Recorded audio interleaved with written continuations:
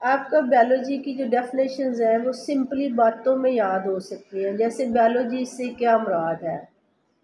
Biology دو الفاظ کا مرکب ہے، بایوس اور لوگوس. بایوس کے معنی ہے زندہ چیزیں اور لوگوس کے معنی ہے بحث کرنا یا سوچنا، یعنی زندہ چیزوں کے متعلق بات چیت کرنا، سوچنا یا بحث کرنا بیالوجی کہلاتا ہے. اب بیالوجی کے آگے تین بڑی شاخیں ہیں. زوالوجی زو سے یاد رکھنا ہے، جانداروں کے متعلق بیالوجی کی شاخ میں جو مطالعہ کیا جاتا ہے زوالوجی کہلاتی ہے. باٹنی جو ہے وہ نباتات یا پودوں کے متعلق ہے، اور مائکرو بیالوجی مائکروبس جو چیزیں خالی آنکھ سے نظر نہیں آتی ان کا مطالعہ جو ہے وہ مائکرو بیالوجی کہلاتا ہے. آگے ہے کہ جین سے کیا مراد ہے؟ جین جو ہے وہ دراصل وراثت کی بنیادی اکائی ہے. جین جو ہے وہ وراثت کی بنیادی اکائی ہے. اس سے خصوصیات ماں باپ سے بچوں میں منتقل ہوتی ہیں، ایک نسل سے دوسری نسل میں. اب آگے کویسچن جو ہے لانگ میں بھی آ جاتا ہے، شارٹ میں بھی، کہ بیالوجی کا دوسرے سائنسی علوم کے ساتھ کیا تعلق ہے. جو سائنس کے مضامین آپ پڑھتی ہیں ان کے نام لکھ لیں. اس میں کیا آ جائے گا؟ فزکس آ جائے گا، کیمسٹری آ جائے گا، میتھمیٹکس آ جائے گا، اور بایو خود تو ہے. اس کے ساتھ دو کا اضافہ کرنا ہے، ایک بایو جغرافی اور دوسرا بایو اکنامکس. اب جو نام ہوگا اسی کی آپ نے ڈیفینیشن بنا دینی. بایو فزکس ہے تو فزکس والے لفظ کو پہلے لینا ہے. فزکس کے اصولوں کا زندہ جاندار یا زندہ جسام میں مطالعہ جو ہے ان کے اطلاق ہونا یا قوانین کے لاگو ہونے کا مطالعہ بایو فزکس کہلاتا ہے. جیسے فزکس میں لیور کے اصول ہم پڑھتے ہیں، اسی طرح سے انسانی بازو کی حرکت جو ہے یا ٹانگ کی ہے تو وہ لیور کے قوانین کے مطابق حرکت کرتے ہیں. پھر ہمارے پاس آ جاتا ہے بایو کیمسٹری. تو آپ نے کیمسٹری کو پہلے لینا ہے. کیمیکل پروسیسز یا کیمیکل ریئیکشنز کا زندہ جاندار کی چیزوں کے اندر دیکھنا، کمپاؤنڈ ہے، کون سے مرکبات ہیں، ان کا مطالعہ جو ہے وہ بایو کیمسٹری کہلاتا ہے. نیکسٹ ہمارے پاس اگر بایو میتھمیٹکس ہے تو ہم کہیں گے کہ ریاضی کے اصولوں کو لاگو کرتے ہوئے بیالوجیکل ڈیٹا جو ہے اس کو مرتب کرنا یا اس سے نتائج اخذ کرنا جو ہے وہ بایو میتھمیٹکس کہلاتا ہے. آگے ہمارے پاس آ جاتا ہے بایو جغرافی.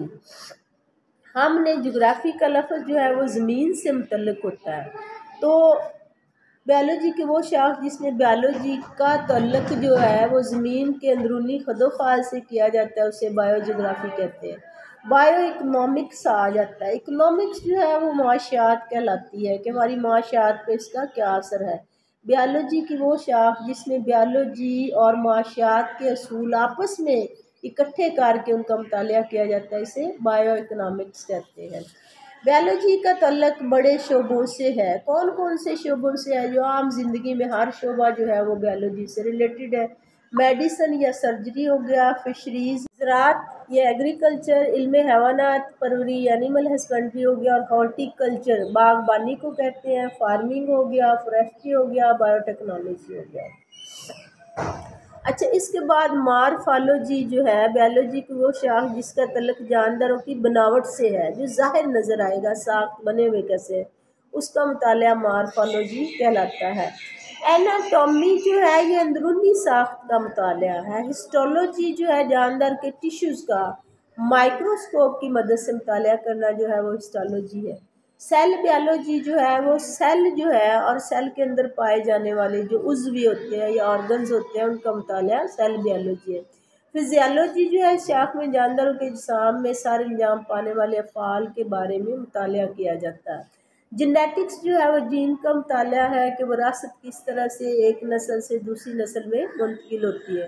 ایمبریالوجی جو ہے، ایمبریو جو ہے وہ ننا جاندار یا ننا پودا ہوتا ہے جو جیسے جیسے بڑا ہوتا ہے تو ایک پورا جاندار بنتا ہے. تو ایمبریو سے لے کر ایک پورا جاندار بننے تک جو بھی تبدیلیاں کسی جاندار کے جسم میں آتی ہیں اس کا مطالعہ جو ہے وہ ایمبریالوجی کہلاتا ہے. میکرو مالیکیولز، میکرو کا مطلب ہوتا ہے بڑا. ایسے مالیکیولز جن کا مالیکولر ویٹ یا وزن زیادہ ہوتا ہے انہیں میکرو مالیکیولز کہتے ہیں. اس میں آپ لکھ سکتے ہیں کہ پروٹینز وغیرہ. اور اگر مائکرو ہوگا تو وہ ہوگا کہ ایسے مالیکیولز جن کا وزن بہت کم ہوتا ہے انہیں مائکرو مالیکیولز کہتے ہیں. یونی سیلولر اور ملٹی سیلولر جانداروں میں فرق. یونی سیلولر کا مطلب ایک سیل پر مشتمل، ایک سیل پر مشتمل جاندار جو ہے وہ یونی سیلولر جاندار کہلاتے ہیں، مثلاً بیکٹیریا ہے، پیرامیشیم ہے، امیبا وغیرہ۔ وہ تمام جاندار جن کا جسم جو ہے وہ کثیر سیلز مطلب ایک سے زیادہ سیلز پر مشتمل ہوتا ہے، انہیں ملٹی سیلولر کہتے ہیں۔ اس میں جانور، انسان آ جاتا ہے، پودے وغیرہ آ جاتے ہیں۔ آرگنلی اور سیل لیول میں فرق، آرگنلی اور سیل لیول۔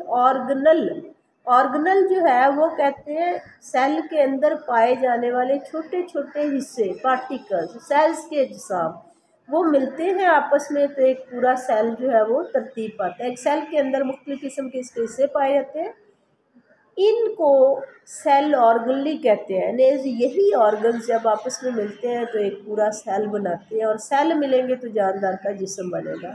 پروکیریوٹس اور یوکیریوٹس، یو سے یاد رکھنا ہے یس۔ اگر جو ہے وہ سیل کے تمام آرگن اور سیل کے اندر پائے جانے والے تمام اجزاء یا عضویے جو ہے وہ کسی جھلی کے اندر، سیل میمبرین کے اندر لپٹے ہوئے ہوں گے، سیل میمبرین موجود ہوگی تو وہ آپ کا جو ہے وہ یوکیریوٹک سیل ہوتا ہے۔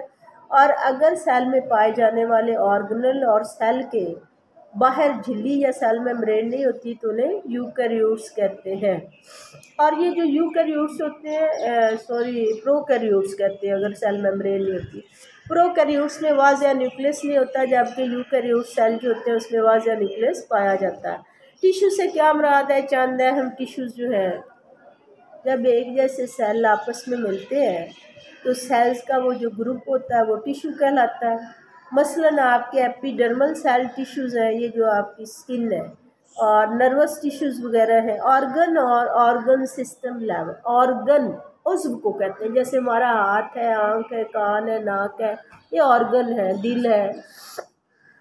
اور آرگن سسٹم لیول، مختلف قسم کے ٹیشوز جب آپس میں مل جاتے ہیں، کوئی خاص کام سر انجام دیتے ہیں تو اسے آرگن کہتے ہیں۔ مثلاً معدہ ایک آرگن ہے جو دو ٹیشوز پر مشتمل ہوتا ہے، ایک ایپیتھیلیل ٹیشو ہوتا ہے اور ایک مسکولر ٹیشو ہوتا ہے۔ جب مختلف قسم کے آرگن ملتے ہیں تو ایک خاص قسم کا کام سر انجام دے تو اسے آرگن سسٹم لیول کہتے ہیں، اسے نظام کہتے ہیں۔ جیسے نظام تنفس ہے، نظام تنفس جو ہے یا ریسپیریٹری سسٹم، اس میں ہمارے پاس جو ہے یہ نوز آ جائے گی، پھر ہمارے پاس گلا آئے گا، سانس کی نالی آئے گی اور لنگز آ جائیں گے۔ اسکن کے ذریعے بھی کچھ نہ کچھ ریسپیریشن ہوتی ہے۔ اچھا، اب ہمارے پاس آ گیا کہ مثلاً پودوں میں روٹ سسٹم ہوتا ہے اور شوٹ سسٹم۔ آرگنزم لیول جو ہے جب مختلف قسم کے آرگنز آپس میں مل جاتے ہیں تو آرگن سسٹم بناتے ہیں، جب مختلف سسٹم آپس میں ملتے ہیں تو وہ ایک مکمل جاندار بنا دیتے ہیں۔ پاپولیشن لیول، جب ایک خاص وقت میں ایک ہی سپیشیز کے جاندار ایک ہی جگہ پر رہتے ہیں، یہ شرط بتانا ضروری ہوتی ہے۔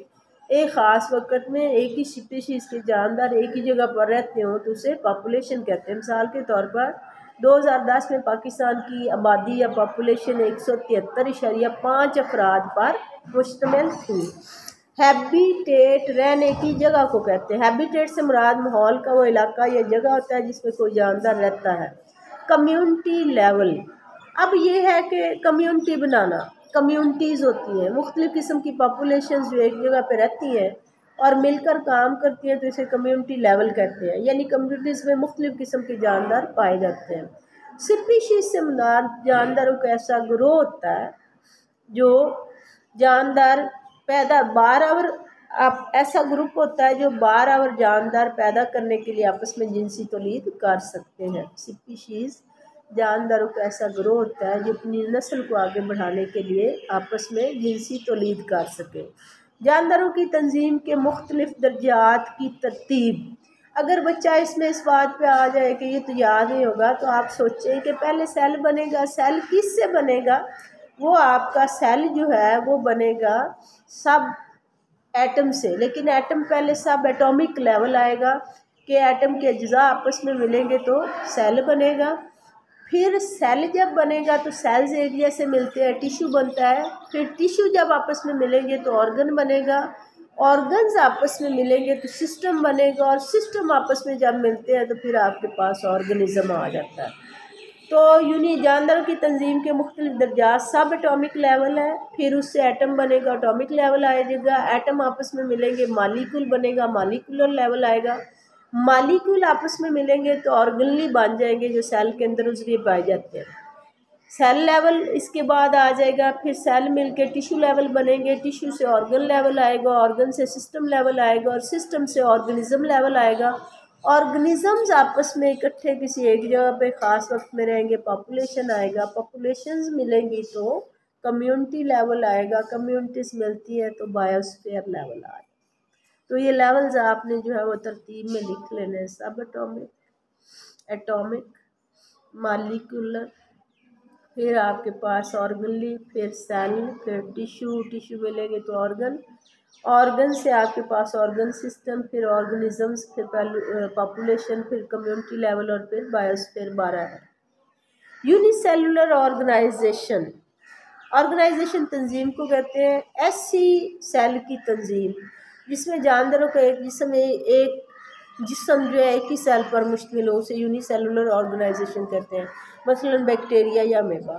ملٹی سیلولر آرگنائزیشن سیل کی ایسی تنظیم ہوتی ہے جس میں سیل کا جاندار جو ہے وہ ایک سے زیادہ، دو یا دو سے زیادہ سیلز پر مشتمل ہوگا، اسے ملٹی سیلولر آرگنائزیشن کہیں گے۔ میکرو مالیکولز کا میں نے آپ کو بتا دیا، نکال دیا۔ اچھا، ٹیکسونومی آپ کے پاس جو ہے وہ بایو کی شاخ آ جاتی ہے۔ ٹیکسا مطلب ہوتا ہے گروپ، تو جانداروں کو سائنسی نام رکھنے اور انہیں چھوٹے چھوٹے گروپس میں گروہ بندی یا کلاسیفیکیشن کرنے کا علم جو ہے وہ ٹیکسونومی کہلاتا ہے۔ پیلینٹولوجی کے ساتھ آپ نے لفظ بس فوسلز یاد کر لینا ہے کہ فوسلز کا مطالعہ پیلینٹولوجی کہلاتا ہے۔ انوائرمنٹل بایولوجی، انوائرمنٹ جو انسان کے ارد گرد آب و ہوا آتی ہے، تو جانداروں کو اپنے ارد گرد کے ماحول کے ساتھ تعلق کا مطالعہ جو ہے وہ انوائرمنٹل بایولوجی کہلاتا ہے۔ سوشو بایولوجی، یہ شاخ جانوروں کے معاشرتی رویوں سے، سوشل ہونا، ایک دوسرے سے ملنا جلنا، یہ شاخ ان جانوروں کے معاشرتی رویوں سے متعلق ہے جو معاشرے یعنی سوسائٹیز بناتے ہیں۔